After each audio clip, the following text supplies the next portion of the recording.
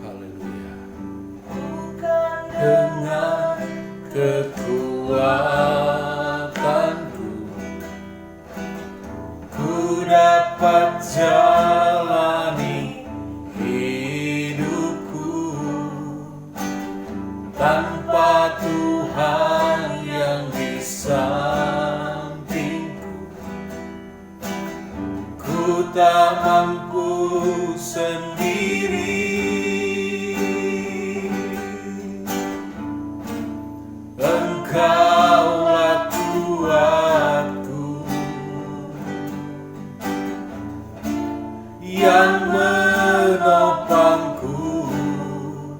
Ku pandang wajah-Mu dan berseru, pertolonganku datang dari-Mu.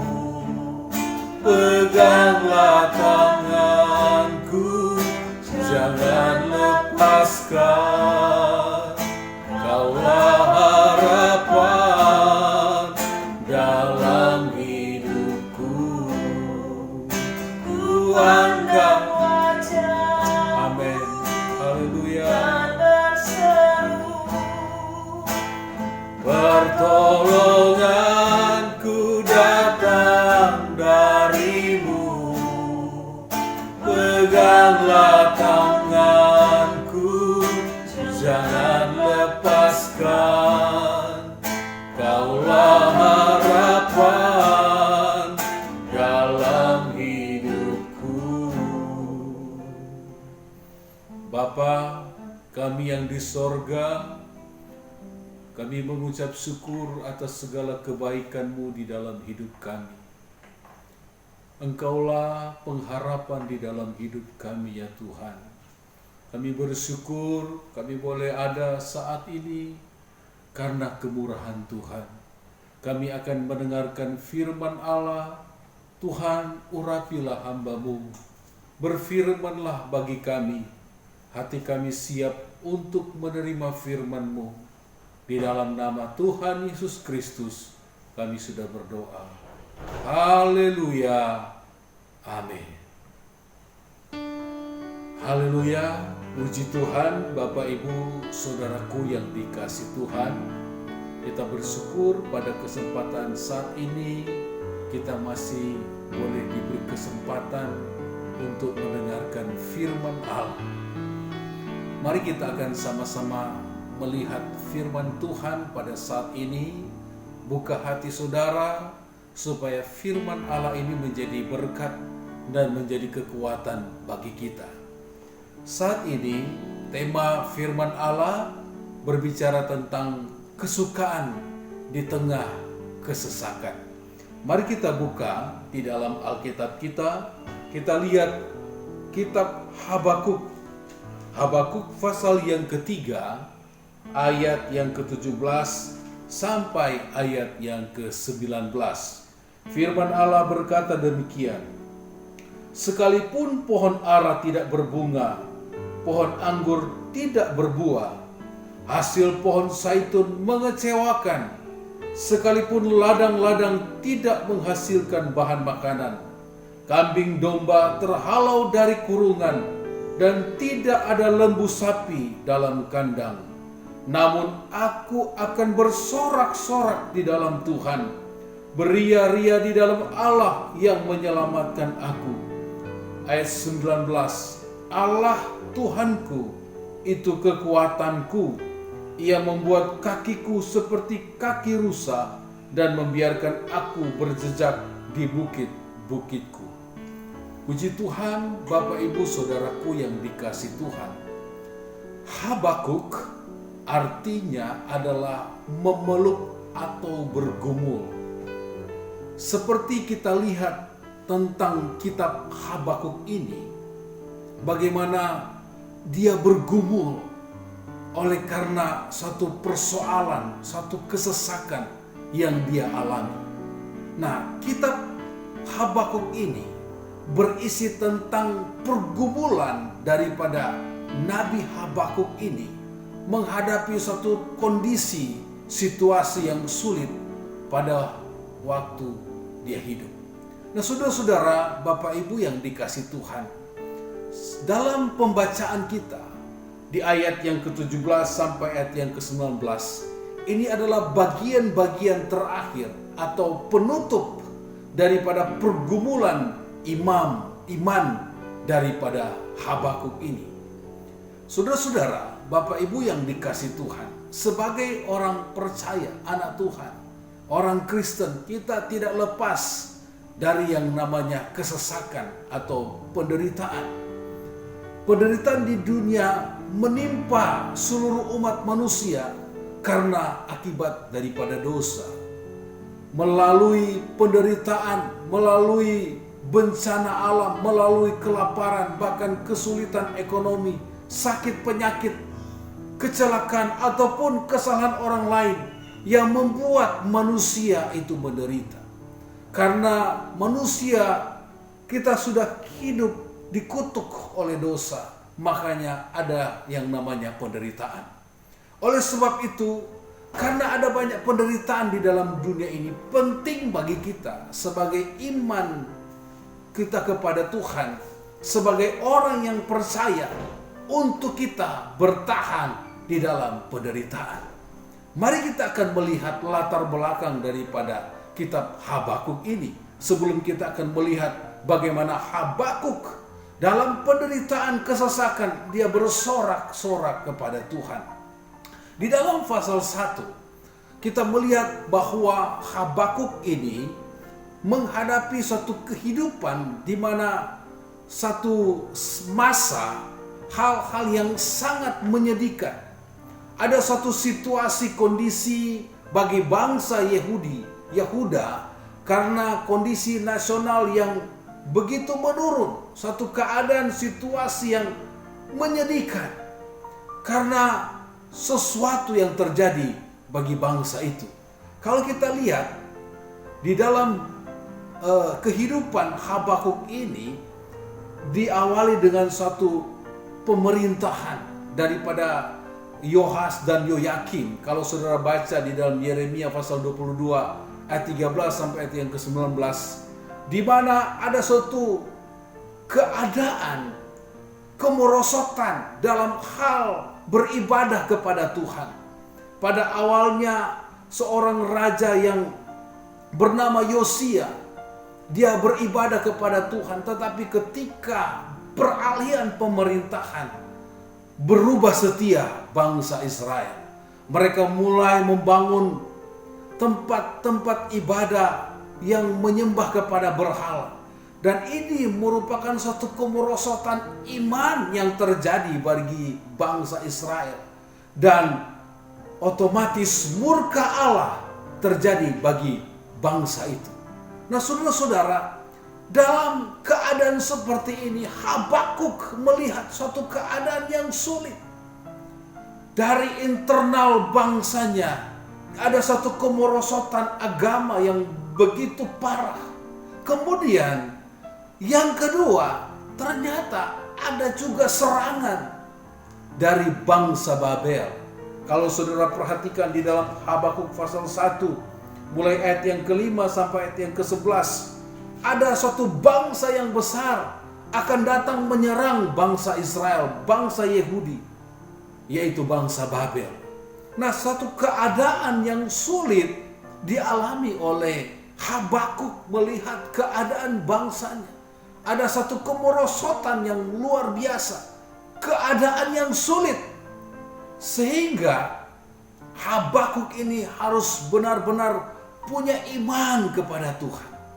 Nah, saudara, Bapak Ibu yang dikasihi Tuhan, kalau kita melihat latar belakang keadaan bangsa Israel pada waktu itu, makanya tidak heran Habakuk ini juga mengalami satu kesulitan iman.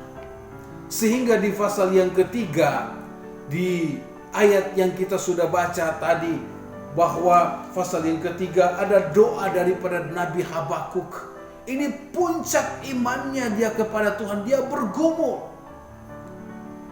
dia berserah kepada Tuhan, berseru kepada Tuhan. Sehingga di Habakuk pasal 3 ayat yang pertama sampai ayat yang kedua dikatakan, doa Nabi Habakuk menurut nada ratapan. Tuhan telah kudengar kabar tentang Engkau dan pekerjaanmu ya Tuhan, Kau takuti. Hidupkanlah itu dalam lintasan tahun, nyatakanlah itu dalam lintasan tahun, dan murka ingatlah akan kasih sayang. Habakuk ini bergumul, dia meratap kepada Tuhan. Dia katakan bagaimana keadaan bangsanya. Dia berdoa supaya terjadi pemulihan. Nah, Bapak Ibu Saudaraku yang dikasih Tuhan, ratapan daripada Habakuk ini meminta belas kasihan kepada Tuhan untuk umat pilihannya. Sama seperti doa Abraham meminta pengampunan kepada Sodom dan Gomora. Dia berdoa supaya Tuhan tidak memurkai, menahan kemarahan Allah terhadap umat Israel. Demikian doa daripada Habakuk, memohon pengampunan kasih Allah kepada bangsanya. Dia berdoa kepada Tuhan. Bapak Ibu Saudaraku yang dikasih Tuhan, kita melihat keadaan situasi bangsa kita hari-hari ini. Mari kita berdoa bagi bangsa, keadaan yang terjadi. Ada kemerosotan ekonomi, ada keadaan yang sulit dialami oleh bangsa kita. Mari kita berdoa seperti Habakuk ini. Tetapi Bapak Ibu Saudaraku yang dikasih Tuhan, di akhir daripada doa Habakuk, dia katakan, sekalipun pohon ara tidak berbunga, pohon anggur tidak berbuah, pohon zaitun mengecewakan. Di ayat yang ke-18, Habakuk berkata, aku akan bersorak di dalam Tuhan. Aku akan memuji Tuhan, dia beria-ria di dalam Tuhan. Nah, ini saudara-saudara merupakan puncak kemenangan daripada iman daripada Habakuk. Dia tidak mau berbantah-bantah dengan Tuhan. Dia hanya bersyukur. Dia dalam situasi yang sukar, dia mau bersukacita. Karena dia percaya pengharapan dia ada di dalam Tuhan. Nah, di dalam ayat yang ke-17 ini, di dalam Habakuk pasal yang ketiga, ini menggambarkan suatu kondisi di mana akan ada serangan daripada bangsa Babel yang akan menghancurkan bangsa Israel. Dan otomatis karena ada peperangan akan terjadi penghancuran di mana-mana. Dan oleh sebab itu dikatakan kalau sudah terjadi penghancuran, pohon ara tidak akan lagi berbuah, ladang-ladang juga tidak akan menghasilkan makanan karena satu keadaan yang sulit daripada bangsa Israel. Tetapi saudara-saudara, iman daripada Habakuk, dia katakan aku mau bersorak kepada Tuhan. Dia bersukacita, dia mengucap syukur kepada Tuhan di dalam satu kondisi yang sangat sulit. Saudara-saudara, kenapa Habakuk berkata demikian? Karena Habakuk punya pengharapan di dalam Tuhan. Dia punya pengharapan di dalam penderitaan yang dia alami. Saudara-saudara, Bapak Ibu yang dikasih Tuhan, sekalipun suatu keadaan yang sulit terjadi bagi kita, keadaan hari-hari ini, tetapi firman Allah mengingatkan kepada kita, keadaan kita sama seperti keadaan seperti zaman Habakuk. Tetapi Habakuk ini dia mau bersorak, dia mau beria-ria di dalam Allah, karena pengharapannya di dalam Tuhan. Ya dan amin, saudara-saudara. Bapak Ibu Saudaraku yang dikasih Tuhan, mari kita akan perhatikan di tengah-tengah keraguan, di tengah-tengah ratapan daripada Habakuk ini, dia mengarahkan pandangannya kepada Tuhan. Mari kita pelajari apa yang kita akan dapatkan daripada Habakuk ini.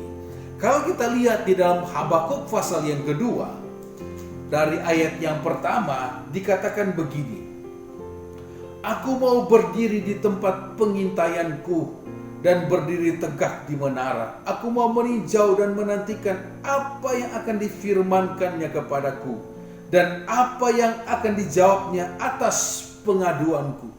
Yang pertama yang kita pelajari daripada Habakuk di sini, Habakuk melihat. Melihat apa? Dia melihat Tuhan bekerja.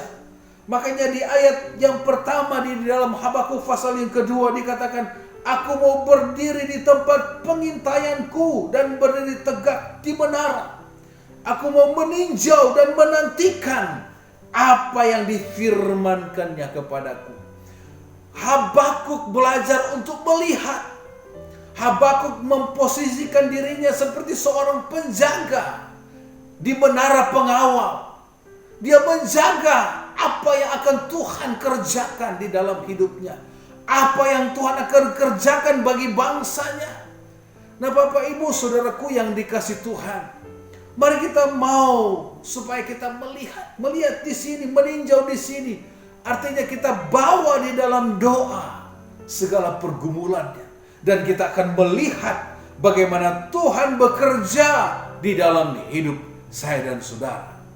Bapak Ibu yang dikasih Tuhan, yang dimaksudkan oleh Habakuk di sini adalah bagaimana supaya kita berdoa. Fokus berdoa dan kita akan melihat bagaimana Tuhan bekerja di dalam hidup kita. Doa adalah cara kita untuk tenang di hadapan Tuhan. Membiasakan diri berdoa di tengah pergumulan yang berat. Kita berdiam diri di dalam hadirat Tuhan. Dan kita akan melihat dengan mata iman bahwa Tuhan sedang bekerja dengan caranya kepada kita. Bapak Ibu Saudaraku yang dikasih Tuhan, dalam keadaan ini saya percaya saudara juga akan melihat Tuhan bekerja di dalam hidup saudara. Dalam keadaan yang sulit, Tuhan akan menyatakan kuasa Tuhan di dalam hidup saya dan saudara. Kemudian yang kedua, apa yang kita pelajari? Kita lihat di ayat yang kedua dan ayat yang ketiga di pasal yang kedua, Habakuk pasal yang kedua. Lalu Tuhan menjawab aku demikian, tuliskanlah penglihatan itu dan ukirlah itu pada loh-loh, supaya orang sambil lalu dapat membacanya. Sebab penglihatan itu masih menantinya saatnya. Tetapi ia bersegera menuju kesudahannya dengan tidak menipu. Apabila berlambat-lambat, nantikanlah itu. Sebab itu sungguh-sungguh akan datang dan tidak akan bertangguh. Yang kedua saudara-saudara, yang pertama tadi kita melihat bagaimana Tuhan bekerja di tengah-tengah kesulitan. Yang kedua kita menunggu. Kita menunggu waktunya Tuhan. Bapak Ibu Saudaraku yang dikasih Tuhan, waktu Tuhan adalah waktu yang tepat bekerja di dalam hidup kita. Kita menunggu waktu Tuhan, apa yang akan Tuhan kerjakan di dalam hidup saya dan saudara. Sama seperti yang dialami oleh Habakuk ini. Dia menunggu waktunya Tuhan. Dikatakan Tuhan akan bekerja. Firman Allah katakan sungguh akan datang dan tidak akan bertangguh lagi kalau Tuhan bekerja di dalam hidup saya dan saudara. Bapak Ibu Saudaraku yang dikasih Tuhan, kita tunggu waktunya Tuhan. Dan firman Allah katakan kepada Habakuk, dia ingin mengingatkan bahwa ada pribadi Tuhan yang bekerja di dalam hidupnya. Kemudian yang ketiga, di ayat yang keempat, firman Allah berkata demikian. Sesungguhnya orang yang membusungkan dada tidak lurus hatinya. Tetapi orang yang benar itu akan hidup oleh percayanya. Habakuk dikatakan hidup oleh percaya kepada Tuhan. Dia mengimani apa yang Tuhan akan kerjakan di dalam hidupnya. Nah, di dalam ayat yang keempat ini, sesungguhnya orang yang membusungkan dada tidak lurus hatinya. Itu dia katakan kepada orang Babel yang sombong, yang kuat. Orang-orang yang mengandalkan kekuatan manusia, orang-orang yang mengandalkan kekuatannya, dikatakan tidak lurus hatinya. Tetapi orang yang benar itu akan hidup oleh percaya. Orang yang hidup di hadapan Tuhan adalah orang yang hidup oleh percayanya. Firman Allah katakan bahwa Orang benar akan hidup oleh iman. Mari saudara-saudara, kita mengimani bahwa Tuhan akan menolong dan Tuhan akan bekerja di dalam hidup kita.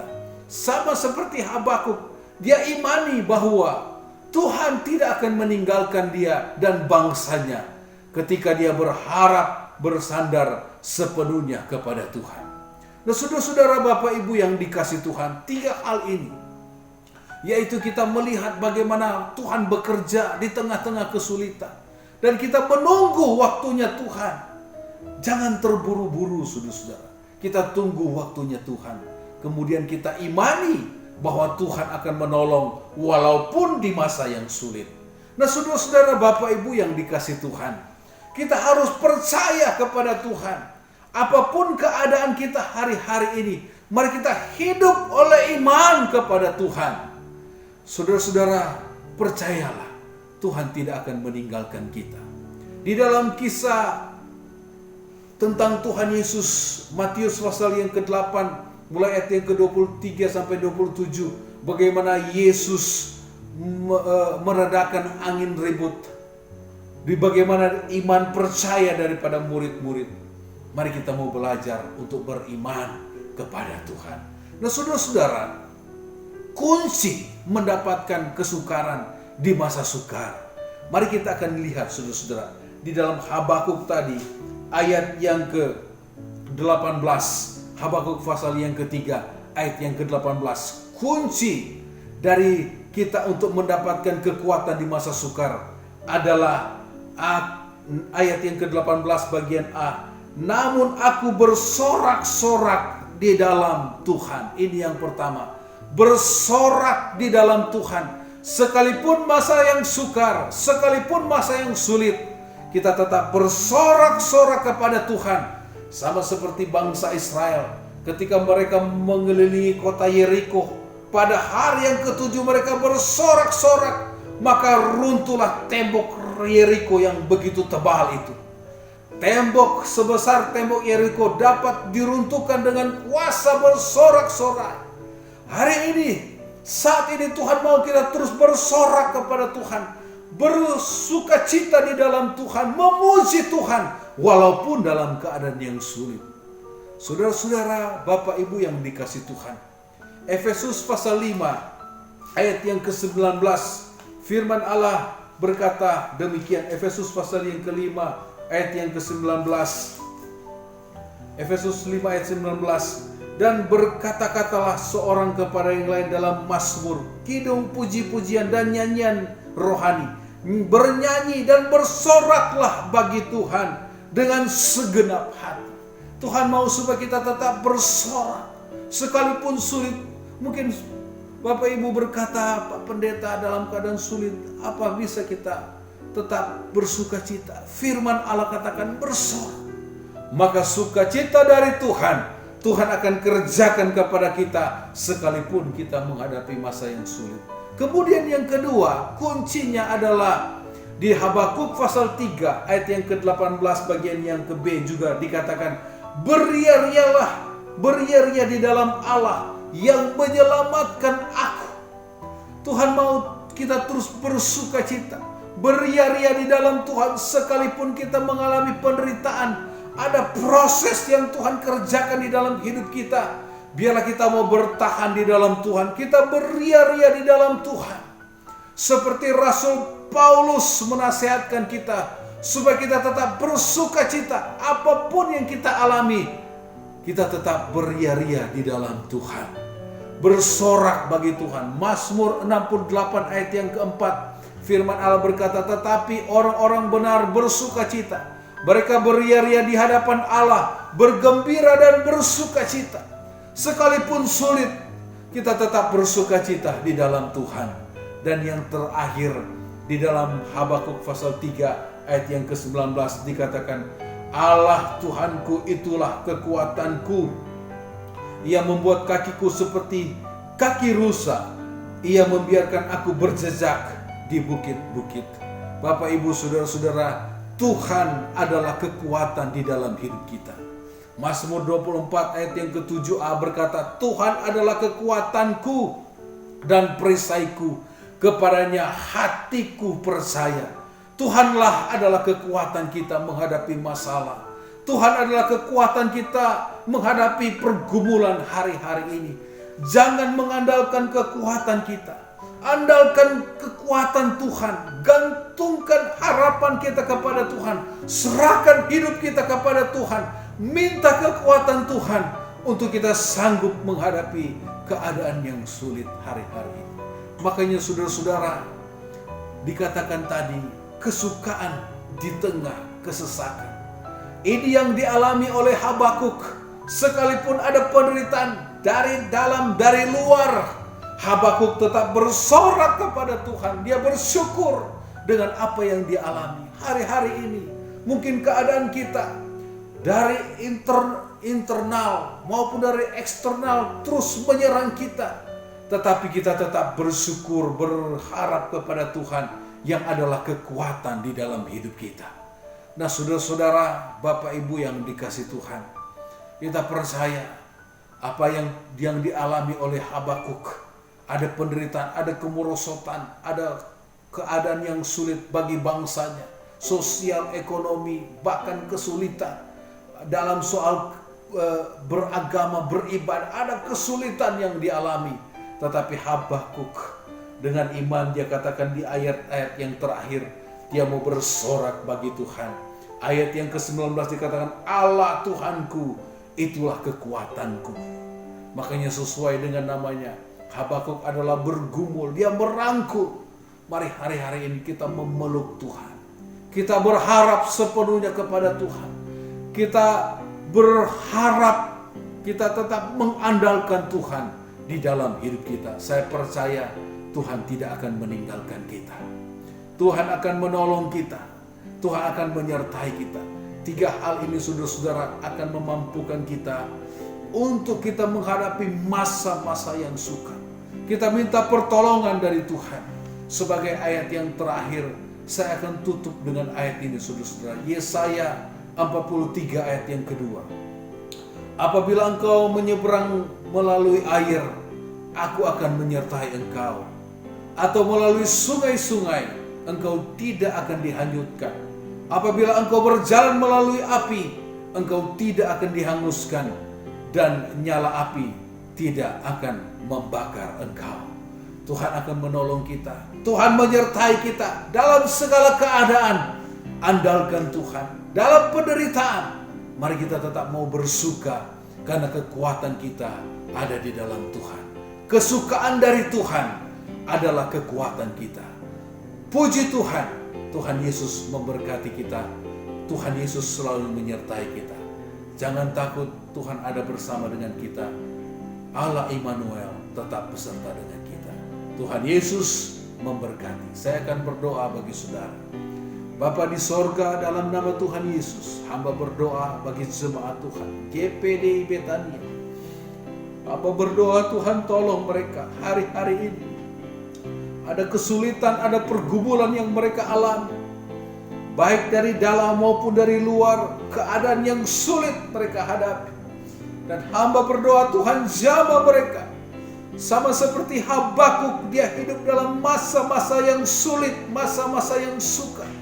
Ada tantangan dari dalam maupun dari luar. Tetapi dia mau bersorak, dia bersuka cita. Karena dia tahu kekuatannya ada di dalam Tuhan. Berkati seluruh jemaat Tuhan GPDI Betania. Tuhan tolong kuatkan mereka menghadapi situasi hari-hari ini. Tuhan berikan mereka kemampuan. Tuhan berikan mereka kekuatan yang berasal daripada Tuhan. Berkati setiap usaha pekerjaan mereka. Berkati apa yang mereka kerjakan dibuat berhasil oleh Tuhan. Hamba berdoa dalam nama Yesus. Jemaat Tuhan diberkati. Mereka yang mengalami kesulitan, mereka yang sakit, Tuhan jamah, Tuhan sembuhkan. Dan hamba berdoa buat jemaat Tuhan. Hindarkan mereka dari sakit, penyakit, dari virus, bakteri. Kami tolak patahkan dalam nama Yesus. Tuhan berikan kesehatan, kekuatan bagi jemaat Tuhan. Bangsa kami Tuhan pulihkan. Kota kami Tuhan pulihkan. Indonesia diberkati oleh Tuhan. Dan hamba berdoa turunlah berkat Tuhan bagi bangsa kami. Pulihkan situasi kondisi. bangsa kami Jawa Timur, kota Surabaya, kota Sidoarjo, lingkungan di mana kami tinggal. Tuhan tolong dan Tuhan memberkati. Ini doa kami kepada Tuhan, kepadamu. Berkati pekerjaan Tuhan di GPDI Betania. Jemaat Tuhan terus tolong situasi kondisi saat ini. Kerinduan kami beribadah, kami percaya ada waktunya Tuhan. Tuhan akan bekerja, ada waktunya Tuhan kami akan beribadah bersama-sama. Dan nama Tuhan dipuji, dipermuliakan. Ini doa kami kepadamu ya Tuhan. Kami bersyukur Tuhan baik dalam hidup kami. Mari Bapak Ibu Saudaraku yang dikasih Tuhan, kita angkat tangan kita kepada Tuhan. Terimalah berkat daripada Allah Bapa, cinta kasih daripada anaknya yang tunggal, persekutuan penghiburan daripada Allah Roh Kudus senantiasa menyertai kita sampai selama-lamanya. Kita terima berkat Tuhan, mengucap syukur. Dalam nama Tuhan Yesus Kristus kami sudah berdoa. Haleluya. Amin. Tuhan Yesus memberkati.